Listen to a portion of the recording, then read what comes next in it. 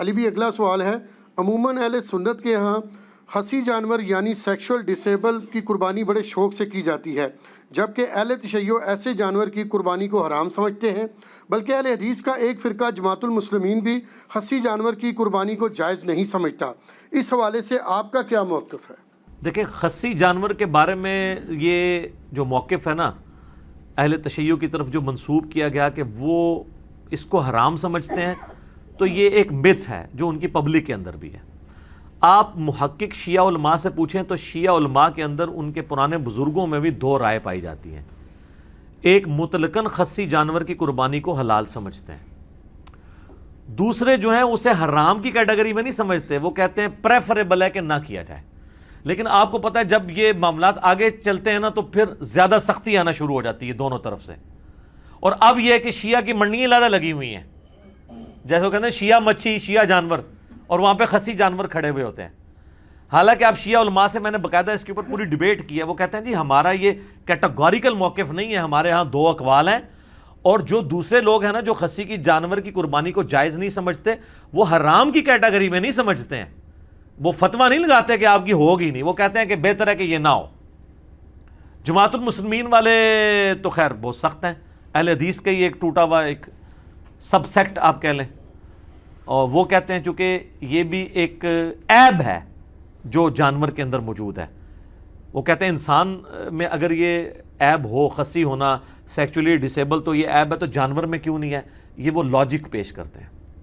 دیکھیں اس معاملے میں میرا موقف پہلے کافی سخت تھا، لیکن میں نے ان 5-7 سالوں میں کافی اس کے اوپر ایمفسائز کیا ہے، تو میں اس رزلٹ پہ پہنچا ہوں کہ اس میں آپ کو سختی نہیں کرنی چاہیے۔ اگرچہ جب میرا سخت بھی موقف تھا نا تو میں نے اس وقت بھی کہا تھا کہ اگر کوئی قربانی دیتا ہے ہم اس پہ فتویٰ نہیں لگاتے، نہ اسے یہ کہتے ہیں کہ اس کی قربانی نہیں ہوگی۔ یہ اکتوبر 2012 میں میرا مسئلہ 52 ریکارڈ ہوا تھا۔ اللہ کا شکر ہے کہ میں جب کبھی بھی اجتہادی مسائل پہ بولتا ہوں نا تو میں اپنے لیے ایک راستہ ضرور باقی رکھتا ہوں، کیونکہ مسئلہ اجتہادی ہوتا ہے نا، نص قطعی تو نہیں ہوتا۔ تو بعد میں جب مجھے کبھی کسی موقف میں ڈھیلا موقف اڈاپٹ کرنا پڑے تو میرے لیے کوئی مسئلہ نہیں ہوتا، کیونکہ میں نے پہلے بھی کوئی سخت موقف نہیں اڈاپٹ کیا ہوتا۔ جیسے امام کے پیچھے فاتحہ کا مسئلہ ہے، میں نے اتنے شد و مد سے بیان کیا تھا، اس وقت بھی کہا تھا کہ جہری نمازوں میں جو امام کے پیچھے فاتحہ نہیں پڑھتے تو میں یہ نہیں کہتا ان کی نماز نہیں ہوتی ہے۔ خیر بعد میں اللہ نے شرح صدر کیا تو یہ سمجھ آئی کہ یہ جہری نمازوں میں پیچھے نہ پڑھنے والا عمل زیادہ بہتر ہے، تو مجھے ویڈیو ریکارڈ کراتے ہوئے بھی کوئی مسئلہ نہیں ہو رہا تھا، میں نے پہلے اس کو حلال حرام کا مسئلہ بھی نہیں بنایا تھا۔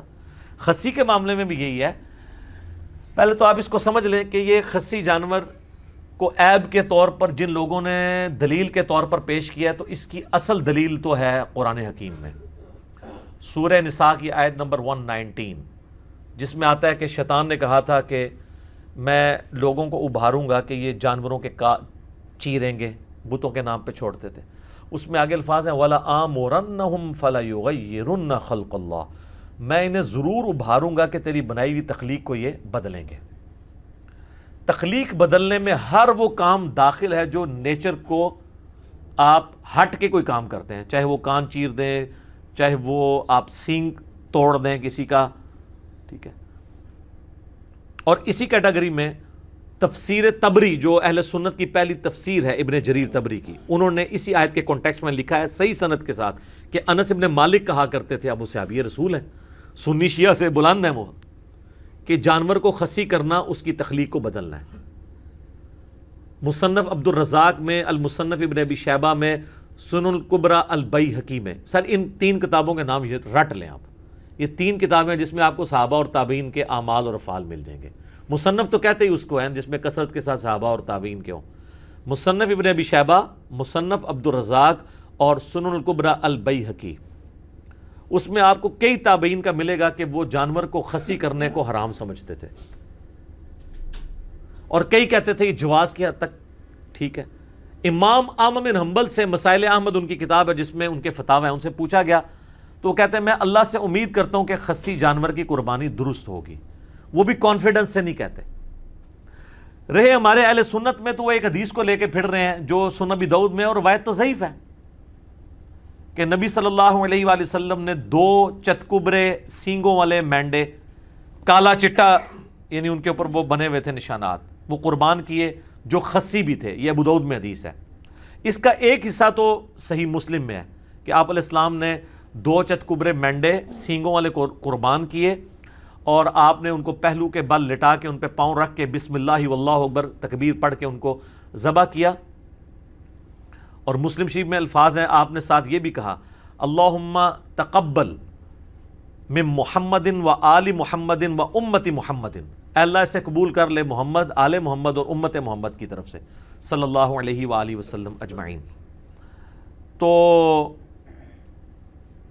اس حدیث کہ یہ الفاظ تو بخاری مسلم میں ہے. یہی حدیث ابو داؤد میں آتی ہے نا, اس میں خصی کے الفاظ بھی ہیں کہ 2 سینگوں والے چتکبرے اور خصی, لیکن وہ روایت ضعیف ہے. اس میں محمد بن اسحاق مدلس ہیں اور ان سے روایت کر رہے ہیں اور سما کی تصریح نہیں ہے. اس لیے یہ حدیث مشکات میں جب آئی ہے نا, 1461 نمبر ہے مشکات میں 1461, اس کے فٹ نوٹ پہ شیخ زبیر صاحب نے لکھا ہے اس حدیث کے کانٹیکسٹ میں کہ یہ حدیث جو ہے وہ ضعیف ہے خصی والے الفاظ کے ساتھ, باقی سارے الفاظ ثابت ہیں. لہذا وہ زبیر صاحب کا جو پرانا کوئی حکم کہ یہ ابو داؤد میں لگا ہوا تھا نا, تو اس کو آپ چینج سمجھیں. وہ انوار الصحیفہ کے اندر جو سنن اربع کی تحکیم ہے اس میں بھی انہوں نے اس کو ضعیف کہا ہے. تو یہ حدیث تو ہے ضعیف. اب یہ محمد بن اسحاق تو مشہور مدلس ہے, اور اہل حدیث کے ہاں تو یہ مدلس ہونے کی وجہ سے ان کی روایت جو ہے ضعیف ہے, جو کہ مسلم کے مقدمے میں ہے کہ مدلس کی ان والی روایت سما کی تصریح کے بغیر ضعیف ہے. رہے حنفی, تو حنفیوں کے ہاں تو محمد بن اسحاق ویسے ہی ضعیف راوی ہے. وہ کہتے ہیں صرف اس کی تاریخ میں باتیں لی جائیں گی کیونکہ امام المغازی ہے. سیرت ابن اسحاق پہلی سیرت کی کتاب یہی لکھی گئی ہے, انہوں نے ہی لکھی ہے. یہ تابعی ہیں, انس بن مالک کے شاگرد ہیں. سیرت ابن شام اس کی تلخیص کی گئی ہے بعد میں امام ابن شام نے. وہ جو فاتحہ خلف الامام والی حدیث ہے نا ابو داؤد کی کہ فجر کی نماز میں بھی صحابہ پیچھے پڑھ رہے تھے تو آپ فرمایا صرف فاتحہ پڑھو, اس حدیث کو تو صحیح کہتے ہیں اہل حدیث. تو اس وقت حنفی ان کو یہ جواب دیتے ہیں کہ اس میں محمد بن اسحاق ہے اور وہ ضعیف راوی ہے, اور خود یہ خصی والی حدیث جو ہے محمد بن اسحاق والی پیش کر رہے ہیں. دیکھا آپ نے 2 نمبری, یہی 2 نمبری اس میں کی ہوئی ہے جو ابو داؤد میں حدیث ہے نا کہ عبداللہ بن عمر بن عاص جن کو وہ دعا یاد نہیں ہوتی تھی ان کے گلے میں تختی لٹکا دیتے تھے. تو وہ تقی عثمانی صاحب بھی بیان کر رہے تھے, میں نے کہا تھا سر اس کو دیکھ لیں, پہلے تو آپ نے نام ہی غلط لیا ہے, عبداللہ بن عمر نہیں ہے, عبداللہ بن عمر بن عاص ہے جس کو اردو میں عمرو لکھا جاتا ہے. اور دوسرا یہ ہے کہ اس میں تو محمد بن اسحاق ہے جو آپ کے نزدیک ضعیف ہے, تو آپ یہ روایت کس طرح آگے بیان کر رہے ہیں کہ تعویذ لٹکاؤ گلے کے اندر. تو محمد بن اسحاق مدلس ہیں, ان سے روایت کر رہے ہیں, لہذا یہ روایت ہوگی ضعیف. اور اس کو اہل حدیث کہیں پیش ہی نہ کریں آپ کے ہوئی خصی جانور قربانی کی, خصی جانور کی قربانی کی. اسی وجہ سے جماعت المسلمین والوں کا یہ موقف ہے کہ خصی جانور قربانی نہ کی جائے. اب یہ خصی جانور کا مسئلہ جو کر رہے ہیں ان کا مسئلہ بھی ٹوٹل اجتہاد پہ کھڑا ہوا ہے, نہ کرنے والوں کا بھی اجتہاد پہ کھڑا ہوا ہے. تو جب مسئلہ اجتہادی ہے تو پھر یہ نص نہ رہی. البتہ جو نہ کرنے والے ہیں وہ نص سے اس کو دلیل ضرور پکڑتے ہیں, والا آمرنہم فلا یغیرن خلق اللہ. اس کا جواب جو خصی کی جائز سمجھتے ہیں نا وہ بڑا زبردست جواب دیتے ہیں, اور میں سمجھتا ہوں کہ مولانا اسحاق صاحب رحمہ اللہ تعالیٰ نے اس مسئلے کو کافی حد تک حل کیا ہے. آپ کو پتہ ہے وہ اتحاد امت کے دائی تھے, اور ان کو یہ بھی ڈر نہیں ہوتا تھا کہ مسئلہ شیعہ کو سپورٹ کر رہا ہے یا اہل حدیث کو کر رہا ہے. وہ جس کے بھی حق میں ہوتا تھا دھڑلے سے کرتے تھے, اور ان کی کوشش ہوتی تھی کہ جو کامن آئے اس کو وہ ڈیفینڈ بھی کریں. لیکن اس مسئلے میں انہوں نے شیعہ کے اوپر سخت جو ہے نا گرفت کی ہے کہ یہ شیعہ نے جو مسئلہ نکالا ہے نا کہ خصی جانور کی قربانی نہیں ہوتی. اور وہ میں نے بتایا کہ مولانا اسحاق صاحب نے تو یاد ہی بات بتائی تھی. پوری بات یہ ہے کہ شیعہ میں بھی سب کا یہ موقف نہیں ہے, 2 گروہ ہیں. میں نے باقاعدہ شیعہ کے بڑے علماء کے ساتھ ڈسکس کیا ہے, آفتاب جوادی صاحب کے ساتھ ڈسکس کیا جو بڑے محدثین میں سے ہیں, زبیر علی زئی صاحب کے وہ دوست بھی ہیں جامعۃ الکوثر اسلام آباد میں, آپ لوگوں کی بلکہ ملاقات بھی ہوئی ہے ان کے ساتھ. تو وہ بھی کہہ رہے تھے ہمارے میں بھی 2 گروہ ہیں, لہٰذا یہ کوئی اتنا بڑا مسئلہ نہیں, اس کو مسئلہ بنایا جائے. وہ مولانا اسحاق صاحب نے بڑا پیارا جواب دیا. انہوں نے کہا کہ نبی علیہ السلام نے جو عیب گنوائے ہیں نا کہ ان عیوب کی بنیاد پہ جانوروں کی قربانی نہیں ہوگی, وہ تو ابو داؤد میں, ترمذی میں, نسائی میں, ابن ماجہ میں کیا ہیں؟ کان کٹا ہوا, سینگ ٹوٹا ہوا, لنگڑا, کانا, لاغر, بیمار. تو حضور علیہ السلام نے کہیں پہ بھی خصی کا ذکر نہیں کیا. اگر یہ مسئلہ اتنا ہی ہوتا تو کسی حدیث میں تو آ جاتا نا کہ خصی بھی وہ عیب ہے کہ جس کی وجہ سے قربانی نہ کی جائے. تو آپ نے اس کو نہیں. پھر انہوں نے مسئلہ حل کیا کہ خصی عیب ہے لیکن اس جانور کے لیے جو آپ نے ریپروڈکشن کے لیے رکھا ہوا ہے, جسے آپ اردو میں جفتی کروانا کہتے ہیں, تو اس کے لیے تو ظاہر ہے وہ عیب ہے. جیسے یہ بھینسوں کو لے جاتے ہیں باڑوں میں, بھینسوں کے پاس بھینسیں ہوتے ہیں جو ان کے پاس, تو ظاہر ہے کہ وہاں تو کوئی ایسا بھینسا تو نہیں رکھا جائے گا کہ جو وہ ان کی ریپروڈکشن نہ کر سکے, تو وہاں کے لیے وہ عیب ہے. اور اس میں بھی یاد رکھیں بخاری مسلم میں حدیث ہے, نبی علیہ السلام نے اس طرح کا جو وہ سیکشل ریلیشن شپ ہے نا جانوروں کا کرانے کی اجرت لینے سے منع فرمایا, یہ فری کروانا چاہیے. ہاں جی, جس میں شوق ہے نا وہ نیکی ہی کھٹے. ویسے کوئی دے دیتا ہے, جیسے وہ پیروں فقیروں کے پاس آپ جاتے ہیں دعا کے لیے اور ان کے چندہ باکس میں ڈال دیتے ہیں, وہ تو تحفے میں آ جائے گا, لیکن اس کام کی اجرت نہیں لی جا سکتی. تو یہ مسئلہ اس کیس میں تو یہ عیب ہے. رہا گوشت کھانے کے لیے, تو سر اس کے لیے آپ کو کوئی مفتی نہیں بتائے گا. گوشت کی فیلڈ کے ایکسپرٹ کسائی ہیں. جیسے میں کہتا ہوں کہ آپ نے ایمبریولوجی کا مسئلہ پوچھنا ہے تو ڈاکٹر سے پوچھیں گے, جیولوجی کا پوچھنا ہے تو جیولوجسٹ سے پوچھیں گے. آپ ذرا جو گوشت کے ایکسپرٹ لوگ ہیں ان سے ذرا پوچھیں کہ جانور کا خصی ہونا اس جانور کا جس کا گوشت آپ نے کھانا ہو, یہ اس کے حق میں عیب ہے یا خوبی ہے؟ تو آپ کو بتائے گا کہ خوبی ہے, کیونکہ اس کی وجہ سے جانور موٹا تازہ ہو جاتا ہے. تو شریعت کو لاغر جانور مطلوب ہے قربانی کے لیے گوشت کھانے کے اعتبار سے, یا موٹا. اچھا, باقی آپ کو پتا ہے کہ وہ جو جس کو آنڈل بکرا یہ کہتے ہیں, یعنی نان خصی جو بکرا ہوتا ہے, عام بکرا, اس کے گوشت کا بھی وہ کہتے ہیں کہ اسمیل وغیرہ کا ایشو ہے. خیر وہ آج کل وہ بھی ٹیکے آ گئے اور ٹیکے لگا دیتے ہیں, اسمیل ویسے ہی مر جاتی ہے, وہ ایشو اب چھوٹا رہ گیا. تو اس اعتبار سے اگر دیکھا جائے تو خصی ہونا قربانی کے جانور کے لیے, لیکن یہ مسئلہ میں اجتہاداً بتا رہا ہوں. آپ جس جعلی روایت کو لے کے چل رہے ہیں نا کہ یہ سنت ہے, وہ تو بالکل غلط ہے. وہ ابو داؤد والی روایت ضعیف ہے, محمد بن اسحاق کی تدلیس ہے. مشکات میں 1461 نمبر 1461 مشکات میں فٹ نوٹ پہ آپ دیکھ لیں, کیونکہ میرے اوپر بھی انہوں نے ہنگامہ کھڑا کیا کہ یہ کہتا ہے حدیث ضعیف ہے.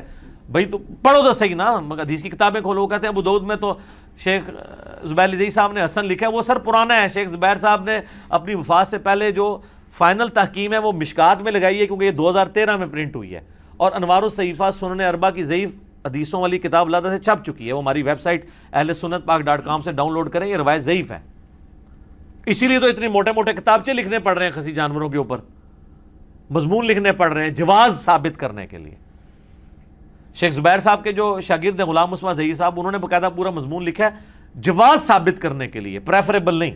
حالانکہ انہی کے اگینسٹ کئی اہل حدیث علماء ہیں, شیخ زبیر صاحب کے شاگردوں میں سے ہیں, انہوں نے اس کے خلاف مضمون لکھا ہے نہیں خصی جانور کی قربانی نہیں ہوتی. تو ہمارا موقف یہ ہے کہ پریفریبل آپ نہ کریں. میں تو کئی سالوں سے خصی جانور کی قربانی نہیں کرتا ہوں. میں کہتا ہوں چلے, ویسے یہ بھی ویسے مشہور غلط ہی ہوا ہے, آنڈل بکرے بھی بڑے موٹے تازے مل جاتے ہیں, یہ نہیں ہے کہ وہ مرے ہوئے ہوتے ہیں.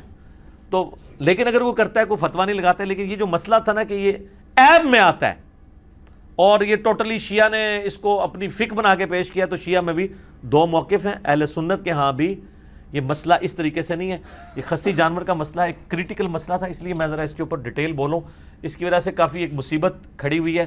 حدیثیں جو کہ ضعیف ہیں, نس میں ولا آمرنہم فلا یغیرن خلق اللہ میں فعال کرتا ہے, لیکن اس کی پھر آگے جو اقوال ہیں تفسیر طبری میں انس بن مالک کا کہ خصی کرنا یہ تخلیق بدلنے میں آتا ہے.